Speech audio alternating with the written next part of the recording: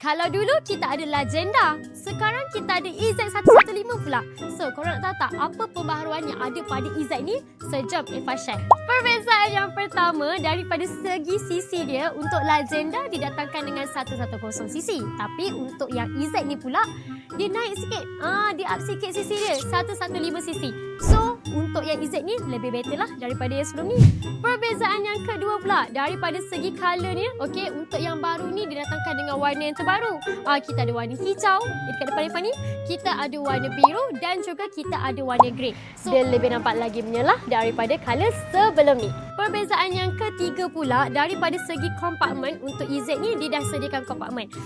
Berbanding daripada Legenda. Legenda sebelum ni tak ada kan? Okey. And then untuk dia punya minyak dia pula, dia datangkan dengan 3.9 liter dan juga kita ada juga untuk eco mode. Apa function eco mode? So, selagi mana kalau korang tengok dekat meter ni kan, okey, lampu dia menyala, okey, untuk eco tu. So, untuk power consumption korang tu akan lebih jimat lagi. So, motor ni sesuai lah untuk korang guna untuk daily use sebab dia jimat minyak. So, apa lagi korang tunggu? So, kalau korang berminat dengan motor EZ115 ni, jangan lupa untuk terus tekan apply now dekat bio saya dan jangan lupa untuk like, komen dan juga share untuk video saya seterusnya.